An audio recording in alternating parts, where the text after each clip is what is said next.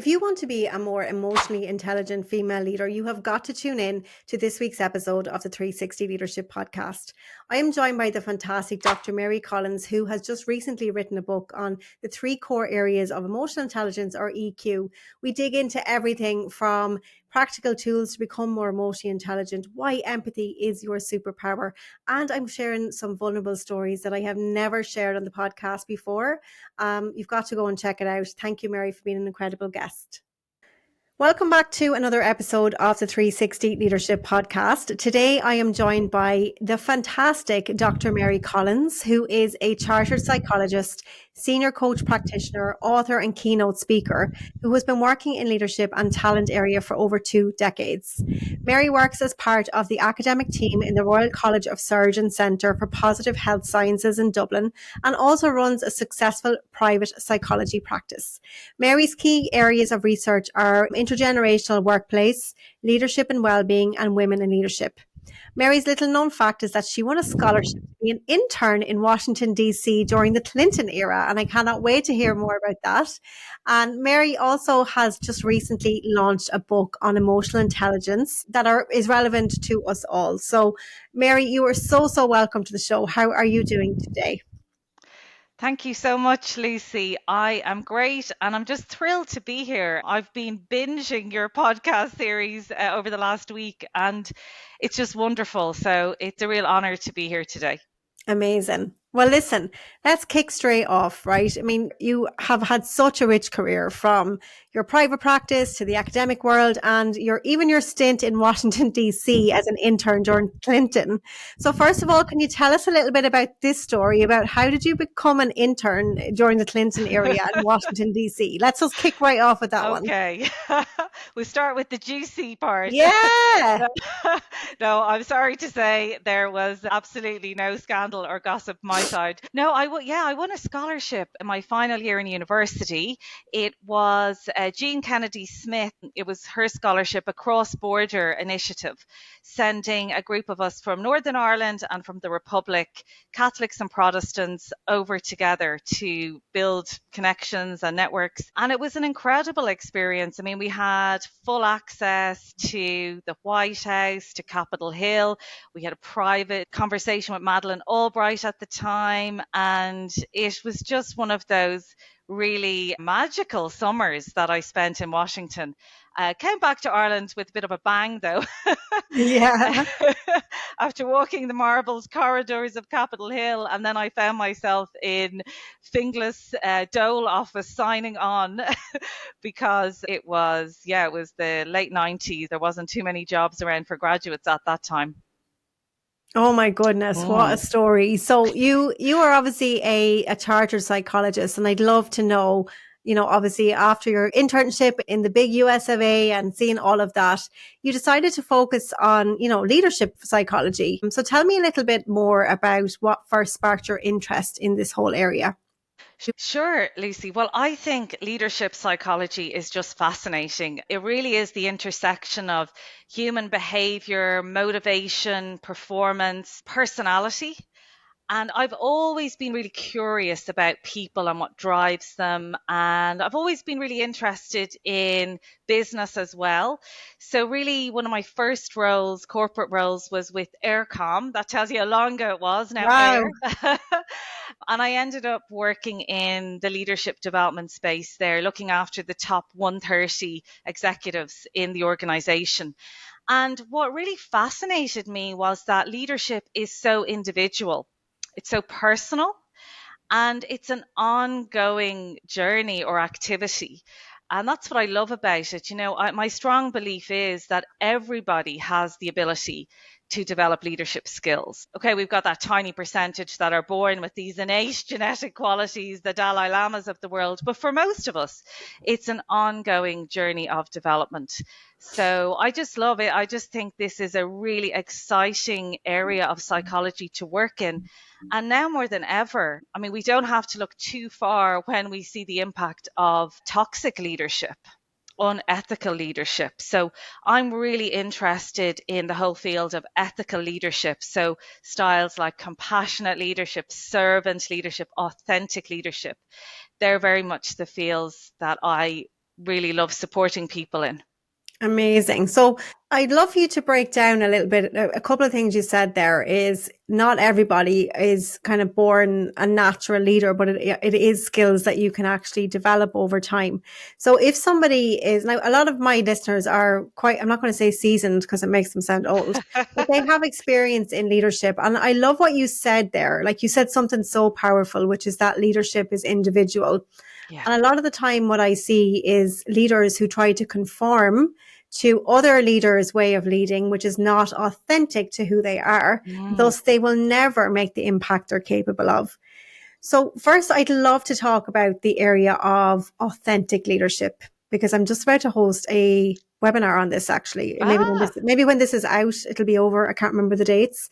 But I'm hosting a webinar on authentic leadership because it's something that is just so important and so needed. So can you explain to my audience what authentic leadership means from a psychologist perspective? Yes. Well, the foundation of authentic leadership is self-knowing. You know, how well do you know and understand yourself, your strengths, your values, your limitations, and really your life story? Because Lucy, when we think about it, who are the first leaders we see in our lives? There are our parents, our teachers, and for some of us, that was a really positive experience. For others, not so much. So really how we've been shaped and even our position in the family. I'm really interested in that. And, you know, being the oldest child of 4, I'm always aware of how that's shaped me. And sometimes I have to manage that parent in me. You know, I have to say, okay, let's pull back a little here. So I think the starting point is really, you know, understanding yourself. The other elements are, you know, having that moral integrity. Now more than ever, I mean, I think we can see examples of highly successful leaders, but a very dark side of leadership. So that moral compass, that moral integrity is really, really important. Being genuine, that whole area of vulnerability that I think Brené Brown has really shone a light on for us all. And I really think since the pandemic, where we started to see people in their homes with like dogs running around and toddlers on their laps, and we started to see people in a much more human, real way. So I think that's one of the positives of the pandemic, actually. People are showing more vulnerability now. And the younger generations in particular are a lot more open about their vulnerabilities. And then the other piece of authentic leadership is inclusion and fairness. You know, making sure that we respect people's individuality and people feel included. Absolutely. And I think as well, like just as you're sharing that, I think one thing, it's funny when you were talking about where you fall in the family, like I'm the eldest girl of 3 as well. So I think it's always really interesting. Like, you know, I would speak a lot to like, you know, eldest in the family, and we tend to end up in the kind of leadership roles, a lot of us, because of the, you know, the role you formed in the family. But I'm curious in terms of the family dynamic and what you see as a psychologist. You mentioned that you're fascinated to learn more about this area. Like, what do you see typically with women who are, say, the eldest versus the youngest versus the middle? Is there a pattern? Is it individual? I'd love to know. Yeah. Well, certainly there are some trends. I mean, obviously we can't apply them to everyone. Yeah. But as you say, we do find there is a majority of eldest children in leadership roles, which kind of makes sense, doesn't it? I guess as you're growing up. But what's fascinating about the middle child, so traditionally that would have been sort of the attention seeker and a little bit negative connotations. But now we know the middle child is actually really skilled at influencing and negotiating and managing up and managing down. And then the youngest child, again, it obviously depends, you know, by how many years and how many children in the family. But we find there is the majority of actors, singers, people in show business tend to be the youngest child. Wow. Oh my God, that so rings true. I'm just thinking, even for my own family, my youngest is nuts, and she's definitely going to end up on the stage. Like, that's crazy. It's mad, isn't it? Yeah. Okay. So we've talked about authentic leadership and the components of authentic leadership. And then you also mentioned servant leadership, and then another one that I can't remember. Compassionate leadership. Compassionate leadership. Yes. So let's dig into those a bit more, whichever one you'd like to start with. Well, I spend most of my working life in healthcare, so compassionate leadership has really come to the fore in recent years. And I think this is an area that, sadly, as a society, our levels of empathy and compassion are on the decline. In fact, empathy levels have dropped by 40% in the last 20 years, Oh 40. my Like goodness. they've gone off a cliff. So it is now more than ever, I think we need to develop that muscle of compassion and empathy as leaders, because sadly, in the age of technology, the age of distraction, I think we've become a bit disconnected from each other. Why is it this important, right? I'm hearing you. Mm, I'm with you all day long. Empathy and mhm. compassion are two of my biggest strengths, but also my biggest weaknesses, I might add. So I'm absolutely with you. But for people who are not there, like, why Mhm. should they care? Why should they even bother working on their empathy and their compassion? So, particularly, and I know a lot of your listeners are women in leadership roles, to really build trust, loyalty, empathy it's not about being nice, it's about being effective. And what I'm talking about here is, without getting too technical, cognitive empathy, Oh no, which is, get technical. We oh love the yeah, technical. They're all scientists. A lot of them are scientists. So give us all the juice. well, listen, I spent a lot of my life training young surgeons, so they're all about the technical when it comes to this work, because it can be a bit fluffy, actually, let's be honest. Yeah. Whereas I really like to look at the evidence base behind this work, particularly emotional intelligence. So, cognitive empathy is really understanding someone else's framework. So, I've listened to you, Lucy, I understand where you're coming from. I mightn't necessarily agree with you, but you feel heard by me. Mm. And that's a real gift to give someone, that they feel listened to, they feel heard. And that's how you build loyalty. It's how we retain our top talent. It's how we build trust in teams. And there's a growing body of evidence now that shows we've higher performance levels on our teams, lower attrition rates. And interestingly, in my world of medicine, if you are high in empathy, you're significantly less likely to get sued. Even if Wow. you mess up badly in a surgery, you're significantly less likely, because you build that connection, that relationship with the patient in advance. Mm. Oh, I love that. Mm. I love that. And what else? So for me, empathy, and this is where women have a superpower, because when we look at the research between men and women, we know women score slightly higher, not significantly, but slightly higher on empathy and relationship skills. Hmm. So I think we really need to leverage that. We Yes. really need to leverage that. I mean, this is a strength for many of us that hasn't really been truly valued or recognized. I think it's like it's a strategic advantage that women Yes. have. I talk about this all the time as well because, like, now you have to, I'm going to ground this in, it's important to be ethical and be in integrity with yourself when you're using empathy as a strategic tool. And this has to go back to what you said earlier about Yeah. your values and, all of that. But I mean, I strategically use my empathy all the time to Mm, firstly genuinely build connection with people because I genuinely like people, but yeah. also in the workplace. Like, if you can make somebody feel seen and heard, and it's as simple as eye contact, isn't Yeah. it? Reflecting back their language, Hmm. things like that. You are going to form a bond, even with the toughest of characters. I have done this. And instead of resisting them and instead of like trying to battle your values against their values, I've seen that when I use empathy and I just make them feel seen and heard, they'll bend over backwards for you afterwards because you made them feel seen and heard. So I think don't underestimate, guys, the importance of empathy, but also it is a dangerous tool if it's in the wrong hands as well. Yes, yes, absolutely. And I think empathy needs to be balanced with assertiveness and confidence Yes. and awareness.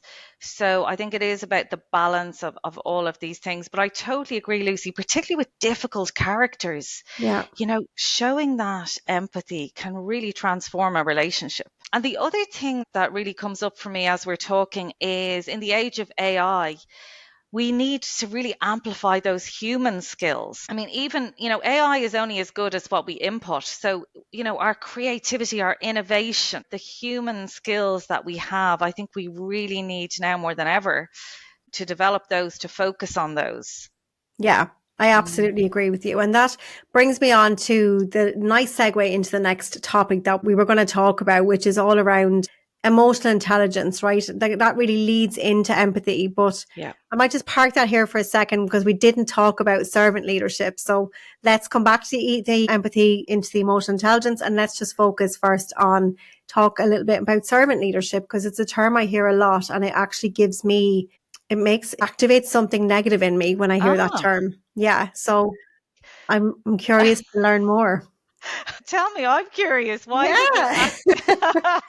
Well, why servant does leadership to yeah. me, again, this is like, to me, when someone's a servant leader, they're always putting others before themselves. And I think that's a big mistake. I think we as leaders should be in service to people, but we are not servants. And I think my definition of servant, I literally get flashes to like Downton Abbey. So when I Okay. hear servant leadership, it makes me go, no, I don't want to be somebody's servant. I want to be in service to people. So that's where my Yeah. activation is coming from.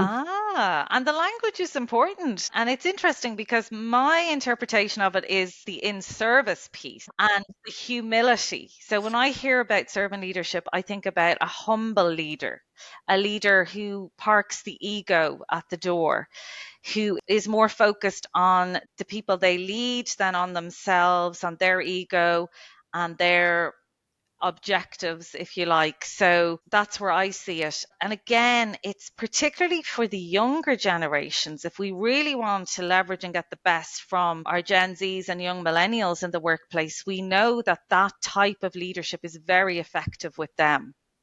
I think it's just once it's not at your own expense for your own mental Yes. well-being. And I think, I mean, that's what I'd love you to share a little bit on that, because what I Yeah. see with people who define themselves as servant leaders is servant leaders usually start working with me when they're at burnout, because they've been in service so much, they've forgotten about the most important person that they need to serve first, which is themselves. Yeah, absolutely. And for me, the absolute foundation stone of a strong leader is self-knowing.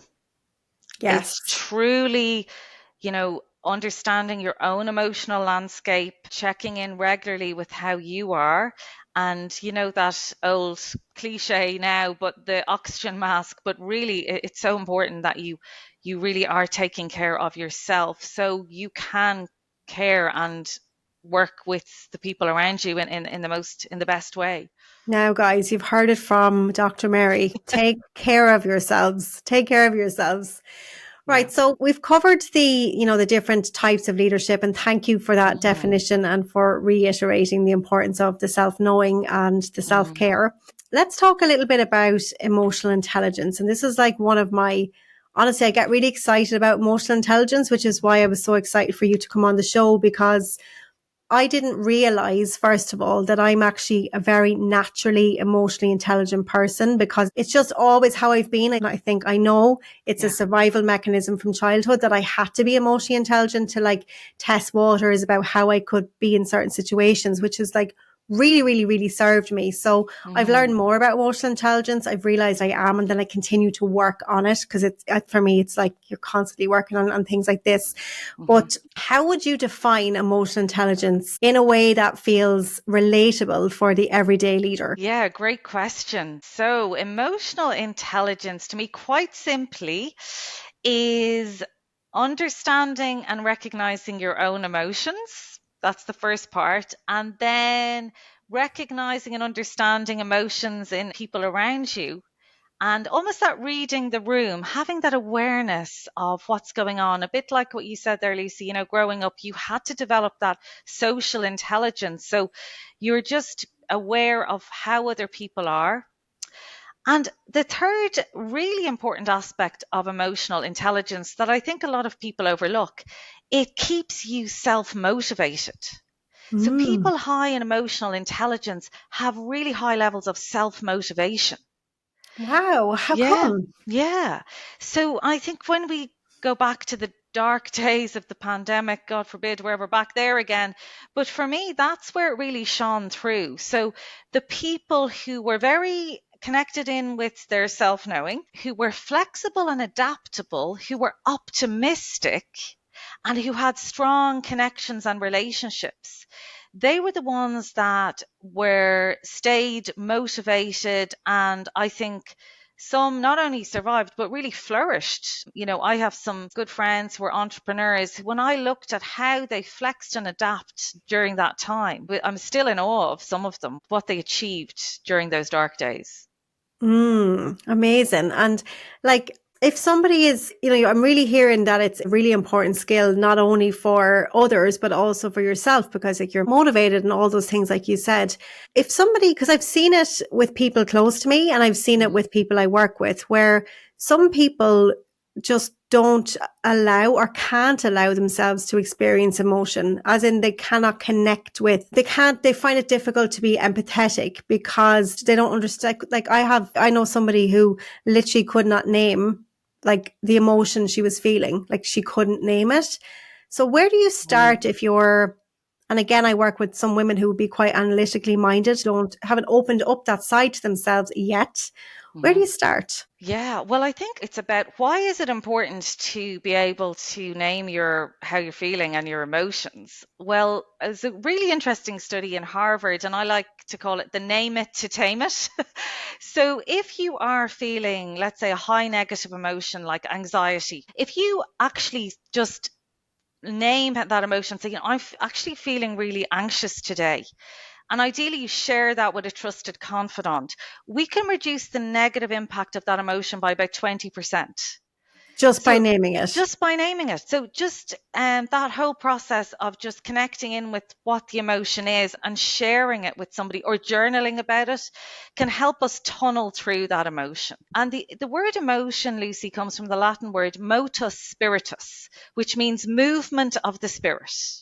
And I love this because emotions are like running through us all the time. And it's really important that we, particularly with the negative emotions, we have to work through them, tunnel through them, because if we don't, they just build up, and then it's like, someone absolutely just blows up. But to your point, a lot of people, one of the signs of burnout we know is that depersonalization or disconnection. So, when people are burnt out, they find it really hard actually to connect in with their emotions. And I'm really keen, and I do this with my children every night, on developing their emotional literacy. Okay. So Brené Brown says, most people are feeling good, bad, or meh. We tend to have like three emotions, good, bad, or Yeah. meh. But actually, let's really start to drill down and get more literate around our emotions. So, if you're feeling a bit sad, for example, are you disappointed? Are you tired? Are you like, what is it? Are you lonely? So really drilling down, and I do practice each night with my children, and it is about just checking in. Okay, give me your three emotions. How are you? And I think that's it's a really nice. I don't know how long now they let me do this for. I I'd was say going to say, my kids are like, Mom, stop with all this coach stuff. Like, they yeah, just don't want to know. Well, one or two of them are slightly open. It's yeah. funny, isn't it? Yeah, it is. But I think as early as you can. And there's an amazing app, Lucy, I've just come across recently, actually. It's called How We Feel. Mm. And you just log on and it has just four quadrants that you click on. Are you feeling a high positive emotion, like I am right now talking to you? You click on that, or is it a low positive emotion? Maybe if you're a bit tired, a high negative emotion like anxiety, or a low negative emotion like depression or sadness. So you click on that, and then it opens up this whole other world of emotions that you can select. And it gives you the option to do a little journaling about it. So I tap into that. You can set a reminder on your phone every morning and every evening. That's one of my practices that I do. Oh, I love that. It's like in one of my courses, I have a course called Executive Presence Blueprint, and there's in there, in one of them, it talks about the emotions, but I have like a feeling wheel in Yeah. there where you can, so it sounds like this is like a feeling wheel on steroids, that it will literally just guide you through into the deeper emotions. And I love that. I'm definitely going to go get that app. And why is it beneficial? I know exactly what you're going to say. Why is it beneficial for my women leaders who are listening to really start to connect inward? So I believe inner peace gives you outer power. Ooh. Mm. So when we understand and manage our emotions, we're more grounded, we're calmer, and we're less impacted by other people's moods. We're less thrown off by their moods, and we can respond and not react in situations. So it's quite an important one, right? Mm-hmm. Yeah, quite an important one.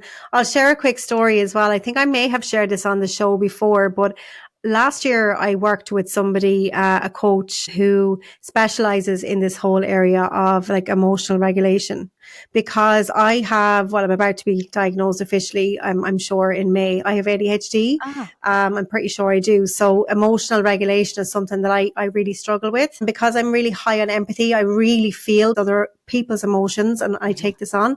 And I remember being in a coaching session with her, and we were talking about something, and I started to get really emotional and I started to get upset, and instantly I started to fight it. And she just said to me, she was just like, just ride the wave, like ride the wave of emotion. You're going to be okay. And so I was at the peak of it, maybe for a minute or two as we discussed it. And eventually, like you said, that 20% of naming your emotion yeah. supports you. So I went through it, and then I came through it after maybe 3 minutes, 4 minutes. Now it was hard at the intensity of that peak, but she said to me after that, she said, okay, how are you feeling now? And I was like, I feel fine. Yeah. And she said, okay, so I want you to remember that you just rode the wave. And every time you're experiencing a negative emotion, I want you to remember this moment and remember that you got through it. You survived. Emotions are not going to kill you. And it just really stuck with me, because a lot of people find it, I know I do, but a lot of other people find it very difficult to deal with negative emotions, and they push them so far down Mm-hmm. because they don't want to deal with them. But I think that is robbing you of who you could become. And I think all the magic is in dealing with all of that stuff.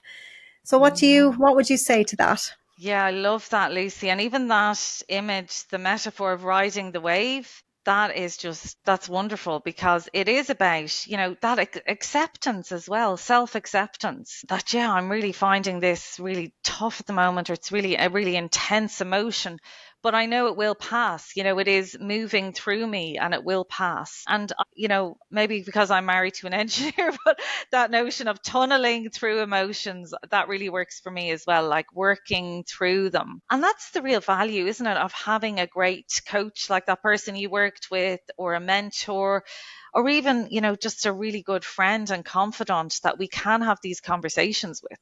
Yeah. And emotions are nothing to be afraid of. I think, guys, if you're multitasking, come back to me, because Mary is going to share like some amazing stuff. But one thing I want you to know from my perspective on this before I go back to Mary is like, emotions are not something you need to be afraid of. They are not going to kill you. And when you allow yourself to experience them and move through them, like Mary had said, it's your spirit moving through you. Yeah. It's going to be the thing that's going to help you to unlock your next level and to continue to grow and to learn. So yeah, just wanted to share that insight. Yeah, absolutely, Lucy. And more than that, when we look at the leadership research, we know the most successful leaders globally, we know two things. One, they have high IQ, so they have the smarts. Like, I think most of your listeners, they're smart. That's how they've got where they are. But what differentiates the great leaders is they have a high IQ and a high EQ. And they don't always go together. I see it in my world a lot. Yeah. We find, super smart people don't always have the EQ to match. But the good news is it's harder to shift the IQ, let's be honest, but the Yeah. emotional intelligence can be developed. It's like a muscle that we can work on all the time. So that brings me on to your book. Okay. So Mary has written Mhm. a book, and it's all centered around the three core areas of EQ. So can you walk us through those and why you chose to focus on these three areas in your new book? Sure, Lucy. This is my baby, Emotional Intelligence in Dentistry. So this book was launched last month. And just to say, it is very niche dentistry. But the reason I decided to write a book for dentists, actually, as I mentioned, the EQ areas are relevant for everyone, but dentistry in particular as a profession, you may or may not know, dentists have the highest levels of alcoholism, depression, Wow. high suicide rates, high burnout. It's a very, very difficult profession. And little to no in dental training. There's very little around the psychology, regulating your emotions. I mean, think about it. Who actually wants to go to the dentist? And as one of them said to me recently, she said, Mary, about 6 times a day, people come in, they go, I hate dentists. Can you imagine hearing that all the time? Oh God, I never thought of that. Yeah. Wow. So, and it's a lonely profession. So anyway, there are all the reasons I decided to write it for dentists. I focused in on key areas of emotional intelligence that we know dentists are significantly lower on from some research I was involved with. But if I was to just draw out 3 that I think for women in leadership, Lucy, in particular, because I know your audience is very much in that space, I think that's the self-regulation or self-control is so important. Yeah. So less reacting, more responding. How do we do this? How do we do this, Mary? Is there a pill? And it's really hard, if you're tired and you're, juggling 100 things. I mean, we do tend to react first. But there's a brilliant book called 1 Second Ahead by Rasmus Hogart. Don't know if you've come across Rasmus Hogart. And it's a really simple concept, which is literally you have to be 1 second ahead of your emotional reaction. Wow. And that can be as simple, Lucy, as just, when you feel yourself getting, just to do that, double the exhale, just take that breath.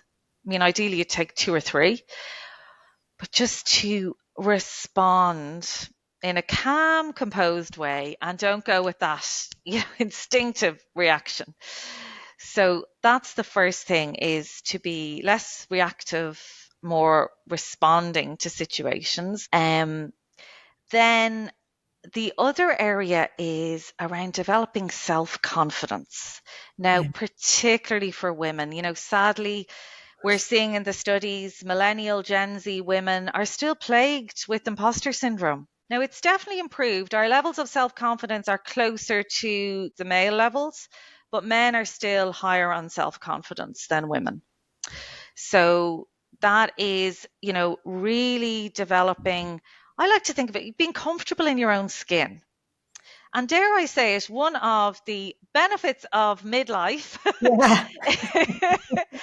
is becoming more comfortable. I love this point in life, the integration of your knowledge, your experience, your wisdom. I think it's a really great time to integrate all of that and really believe in yourself. Easier said than done, I know. So developing that self-confidence, really focusing on your strengths. So I'm a huge believer in the work, positive psychology work around strengths. And for any of your listeners, if you haven't done, it's a free online profile that's grounded in really good science, and it's called the VIA, the Values in Action Questionnaire. And it's great, just identifying what are my top 5 strengths and how can I engage with them every day. And what's really interesting, we know people who engage with their strengths are 9 times more likely to be flourishing in the world. Isn't that fascinating? It is absolutely fascinating. Absolutely fascinating. Guys, you heard it here from Dr. Mary as well. I've studied positive psychology as well. I've done a coaching certification in it. And when I did the VIA character strength, the thing is, guys, going back to what Mary has said multiple times during this interview, is it's about your, knowing yourself, your inner knowing. And when you do strengths assessments like that VIA one, or if you do the Gallup, the Clifton strengths, or any of those, I remember the first time I did them, your strengths are so ingrained with who you are, you normally can't even see them as strengths. And I remember when I did that VIA one, I think that my top strength, if I remember correctly, one of them was, is it called beauty and awe, or excellence? Appreciation of beauty. Yeah, beauty and excellence. Yeah. And I didn't realize that was a strength, because I tend to see things in people that they don't see in themselves, which is why I love being a coach, because I can help with kind of confidence. But I didn't realize that was even a strength of mine.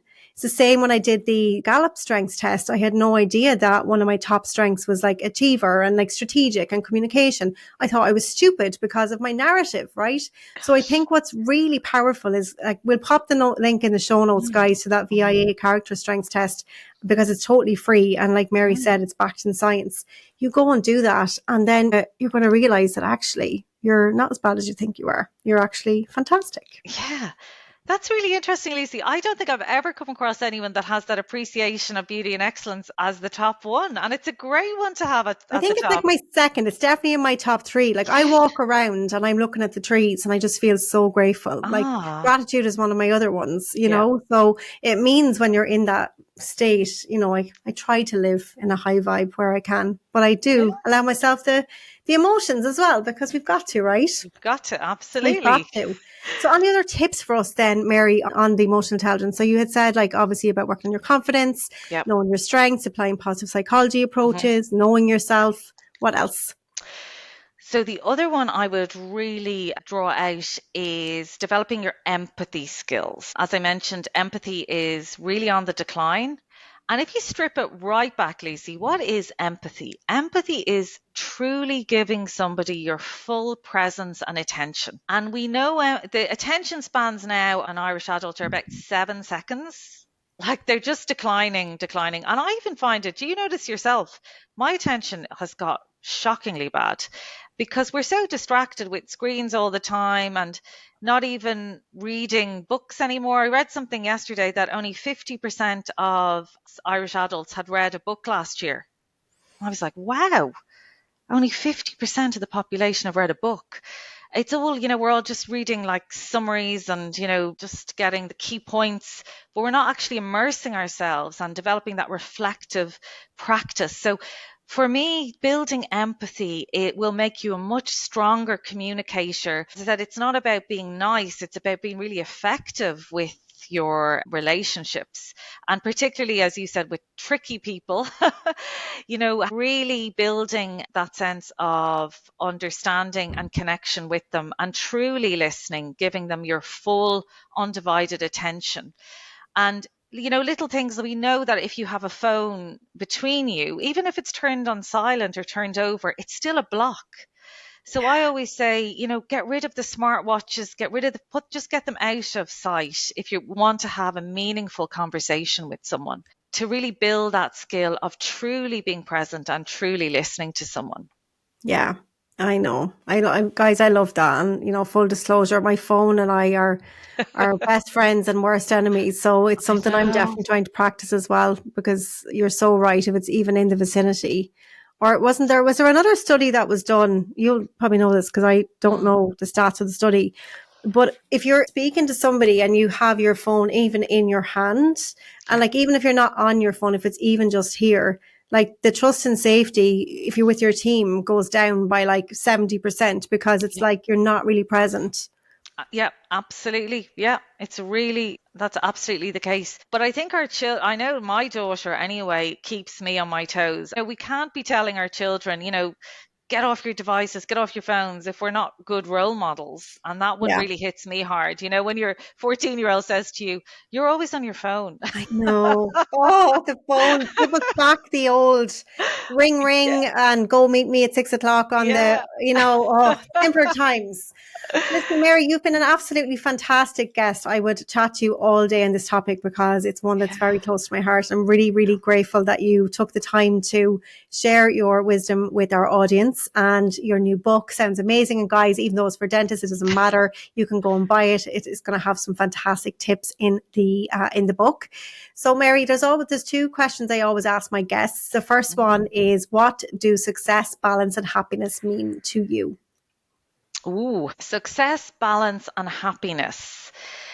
You know, Lucy, for me, it's about having choices in the world and having agency around where I channel my energy, where I spend my time, how I can do my best work and have the best impact in my life. So, yeah, for me, it is, you know, being in a place where I do have choice and agency. Oh, I love that. And the second question, what's the best piece of advice you've ever received, or one of them? So I'm going to keep this really 101 basic.